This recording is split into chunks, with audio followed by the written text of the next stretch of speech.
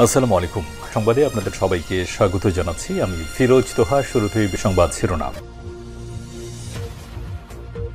বাংলাদেশের সর্বশেষ গুরুত্বপূর্ণ আপডেট সংবাদে আপনাকে স্বাগত। শুরুতেই সংবাদ শিরোনাম, পরে বিস্তারিত। শুরুতেই জানিয়ে দিব, আজ ঢাকা টাঙ্গাইল মহাসড়ক অবরোধ করে বিক্ষোভ করছেন ওষুধ কারখানার শ্রমিকেরা। গাজীপুরের কালিয়াকৈর ২১ দফা দাবিতে ঢাকা টাঙ্গাইল মহাসড়ক অবরোধ করে বিক্ষোভ শুরু করেছেন ওষুধ কারখানার শ্রমিকেরা। আর শনিবার ৩১ আগস্ট সকাল থেকে এই বিক্ষোভ শুরু করেছেন তারা। এরপরে জানিয়ে দিব, মধ্যরাতে এস আলমের ১৪টি গাড়ি সরানোর অভিযোগ বিএনপি নেতাদের বিরুদ্ধে। চট্টগ্রামে এস আলম গ্রুপের চেয়ারম্যান সাইফুল আলম মাসুদ এবং তার পরিবারের সদস্যদের ব্যবহৃত ১৪টি বিলাসবহুল গাড়ি বিএনপি নেতাদের পাহারায় সরিয়ে নেওয়া হয়েছে বলে অভিযোগ উঠেছে। এর মধ্যে এ সম্পর্কিত একটি ভিডিও সামাজিক যোগাযোগ মাধ্যমে ভাইরাল হয়। এবারে জানাবো, ডিপজলের মৃত্যুতে শেখ হাসিনার নামে হত্যা মামলা। সাবেক প্রধানমন্ত্রী শেখ হাসিনা এবং আওয়ামী লীগের সাধারণ সম্পাদক ওবায়দুল কাদের সহ ৬১৪ জনের নামে মুন্সিগঞ্জ সদর থানায় হত্যা মামলার দায়েরের অভিযোগ করা হয়েছে। গত সন্ধ্যায় মামলাটি দায়ের করেন বৈষম্যবিরোধী ছাত্র আন্দোলনে নিহত ডিপজল সর্দারের নানি শেফালী বেগম। এদিকে নর্দাবিলের ৫০০ বিঘা জমি নসরুল হামিদের কবজায়। ঢাকা ময়মনসিংহ মহাসড়কের পাশে দাঁড়িয়ে যতদূর চোখ যায় ততটুকু জমির মালিক সাবেক বিদ্যুৎ ও জ্বালানি প্রতিমন্ত্রী নসরুল হামিদ। ময়মনসিংহের ত্রিশাল উপজেলার আমিরাবাড়ি এবং মাঠবাড়ি ইউনিয়নের রায়মনি এলাকায় অবস্থান হামিদ রিয়েল এস্টেট প্রজেক্টের। নর্দাবিলে একটি জলাশয় প্রায় ৫০০ বিঘা জমির তার দখলে রয়েছে।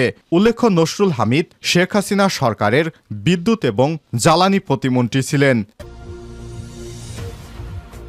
এদিকে আজ বিকেলে রাজনৈতিক দলের নেতাদের সঙ্গে বৈঠকে বসবেন ডক্টর মোহাম্মদ ইউনূস।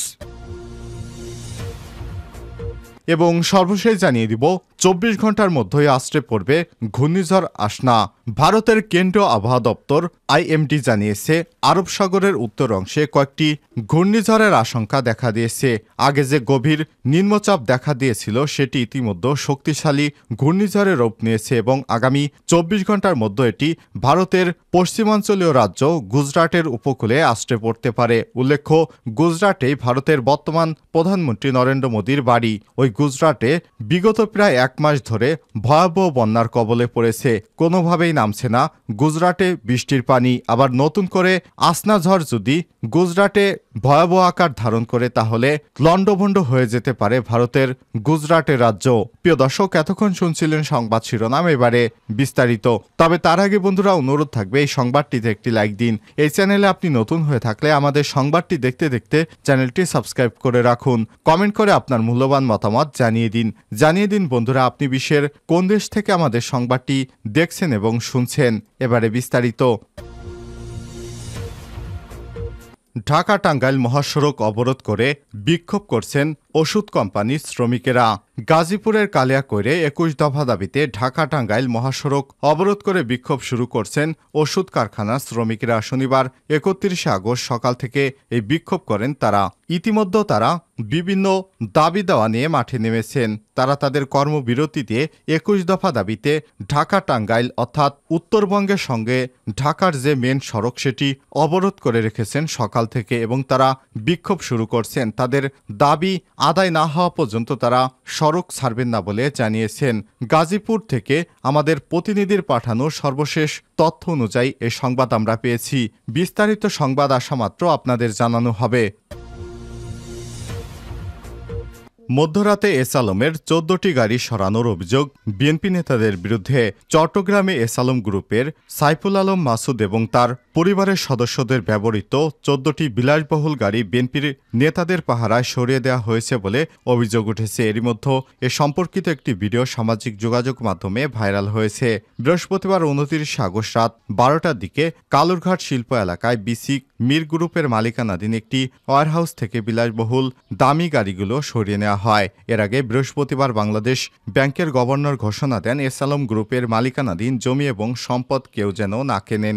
এই ঘোষণার পর ওই দিন রাতে কালুরঘাট শিল্প এলাকার একটি ওয়্যারহাউস থেকে এই গাড়িগুলো সরিয়ে নেওয়া হয়।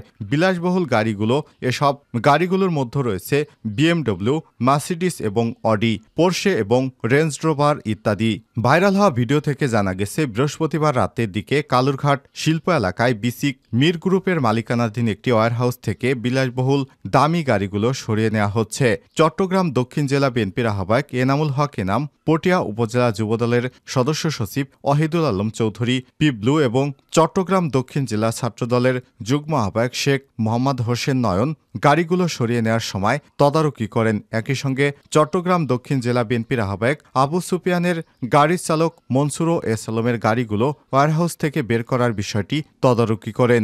বিলাসবহুল গাড়িগুলো ওয়্যারহাউস থেকে বের হওয়ার পরই বিএনপি নেতা এমাম শো অন্যান্যরা ওই এলাকা থেকে সরে যান বলে জানিয়েছে স্থানীয়রা। এমন পরিস্থিতিতে এস আলম গ্রুপের চেয়ারম্যান এবং তার স্বজনদের ব্যবহৃত গাড়িগুলো সরিয়ে নেওয়ার কাজে বিএনপি শীর্ষ নেতাদের সশরীরে উপস্থিত থাকার বিষয়টি নিয়ে চারদিকে শোরগোল শোনা যাচ্ছে।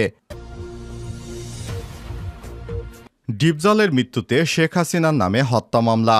সাবেক প্রধানমন্ত্রী শেখ হাসিনা এবং আওয়ামী লীগের সাধারণ সম্পাদক ওবায়দুল কাদের সহ 614 জনের নামে মুন্সিগঞ্জ সদর থানায় হত্যা মামলা দায়ের করা হয়েছে। বৃহস্পতিবার 29 আগস্ট সন্ধ্যায় মামলাটি দায়ের করেন বৈষম্যবিরোধী ছাত্র আন্দোলনে নিহত ডিপজল সর্দারের নানি শেফালি বেগম। গত 4 আগস্ট বৈষম্যবিরোধী ছাত্র আন্দোলনে মুন্সিগঞ্জ শহরের সুপারমার্কেট চত্বরে কৃষি ব্যাংকের সামনে গুলিতে নিহত হন ডিপজল সর্দার। মুন্সিগঞ্জ সদর থানার ইন্সপেক্টর তদন্ত হারুনুর রশিদ মামলার বিষয়টি নিশ্চিত করেছেন।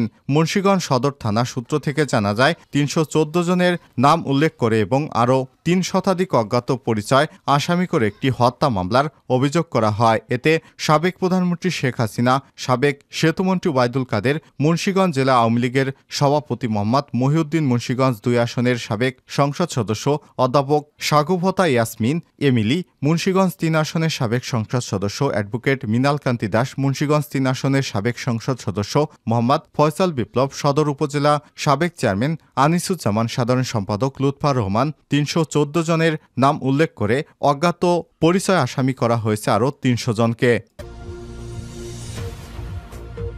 নর্দাবিলের 500 বিঘা জমি নসরুল হামিদের কবজায়। ঢাকা ময়মনসিংহ মহাসড়কের পাশে দাঁড়িয়ে যতদূর চোখ যায় ততদূর জমির মালিক সাবেক বিদ্যুৎ এবং জ্বালানি প্রতিমন্ত্রী নসরুল হামিদ বিপু।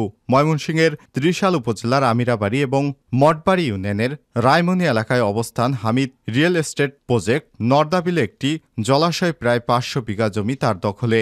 স্থানীয়দের অভিযোগ, সাবেক প্রতিমন্ত্রীর ক্ষমতার প্রভাব খাটিয়ে পুলিশ মামলা হামলা এবং ক্যাডার বাহিনী দিয়ে ভয়ভীতি দেখিয়ে গ্রামের সাধারণ কৃষকদের এসব জমি দখল করেছেন। নর্দাবিলে জমির পরিমাণ প্রায় 1000 একরের উপরে। সম্প্রতি রাজনৈতিক পথ পরিবর্তনের পর থেকে সম্পদ গোপন করতে বিলে থাকা শতাধিক হামিদ রিয়েল এস্টেটের নামের সাইনবোর্ড খুলে ফেলা হয়েছে। সরেজমিনে গিয়ে দেখা যায়, ঢাকা ময়মনসিংহ মহাসড়কের পাশে ত্রিশালের নর্দাবিলে যতদূর চোখ যাচ্ছে তার সবটুকু জমির মালিক সাবেক বিদ্যুৎ ও জ্বালানি খনিজ সম্পদ প্রতিমন্ত্রী নসরুল হামিদের। ভুক্তভোগীদের অভিযোগ, যতটুকু জমি কেনা যায় তার থেকে বেশি জমি দখল করেছে সাবেক প্রতিমন্ত্রী নসরুল হামিদ। বিকেলে রাজনৈতিক দলের নেতাদের সঙ্গে বৈঠকে বসবেন ডক্টর মোহাম্মদ ইউনূস। ক্ষমতা গ্রহণের পর দ্বিতীয়বারের মতো রাজনৈতিক দলগুলোর সঙ্গে বসতে যাচ্ছেন অন্তর্বর্তীকালীন সরকারের উপদেষ্টা ডক্টর মোহাম্মদ ইউনূস। শনিবার 31 আগস্ট বিভিন্ন রাজনৈতিক দলের সঙ্গে বৈঠক করবেন তিনি। জানা গেছে, এদিন বিকাল 3টায় বৈঠক শুরু হবে, যা চলবে রাত 8টা পর্যন্ত। রাষ্ট্রীয় অতিথি ভবন যমুনায় বিভিন্ন রাজনৈতিক দলের নেতাদের সঙ্গে বৈঠক করবেন প্রধান উপদেষ্টা ডক্টর মোহাম্মদ ইউনূস। এর আগে ক্ষমতা গ্রহণের 8ই আগস্ট রাজনৈতিক দলের শীর্ষ নেতাদের সঙ্গে বৈঠক করেন ডক্টর মোহাম্মদ ইউনূস। এদিন তার সঙ্গে বিএনপি, জামাত সহ বিভিন্ন রাজনৈতিক দলের শীর্ষ নেতারা সাক্ষাৎ করেন। তবে ক্ষমতাচ্যুত দল আওয়ামী লীগ বা 14 দলীয় জোটের কেউ সেই বৈঠকে ছিলেন না। গত বৃহস্পতিবার 29 আগস্ট উপদেষ্টা পরিষদের এক বৈঠক শেষে বন এবং পরিবেশ জলবায়ু উপদেষ্টা সৈয়দা রেজওয়ানা হাসান জানান, রাজনৈতিক দলগুলোর সঙ্গে সরকার আলাপ আলোচনার প্রক্রিয়া চালু রাখবে। তারা যেসব সংস্কারের প্রস্তাব দেবে তা সরকার গ্রহণ করবে। এরপর এদিন বিএনপির মহাসচিব মির্জা ফখরুল ইসলাম আলমগীর সহ দলের 3 নেতার সঙ্গে বৈঠক করে প্রধান উপদেষ্টার প্রেসিং কর্মকর্তা জানায়, বৈঠকে বিএনপির প্রতিনিধিরা মূলত বর্তমান সরকারের বিভিন্ন ক্ষেত্র সংস্কারে ভাবনা, নির্বাচন নিয়ে তাদের চিন্তাভাবনা সম্পর্কে মতবিনিময় করেছেন। তারা বলেন, এই সরকারের গৃহীত পদক্ষেপগুলোর ব্যাপারে তাদের পূর্ণ সমর্থন রয়েছে, ভবিষ্যতেও এই সমর্থন থাকবে। বর্তমান সরকারের পক্ষ থেকে যেন যত তাড়াতাড়ি সম্ভব সংস্কার এবং নির্বাচন প্রসঙ্গে রাজনৈতিক দলগুলোর সঙ্গে ব্যাপক ভিত্তিক সংলাপ শুরুর ঘোষণা দেওয়া হয়, সে ব্যাপারে তারা অনুরোধ করেছেন অন্তর্বর্তীকালীন সরকার ডক্টর মোহাম্মদ ইউনূসকে।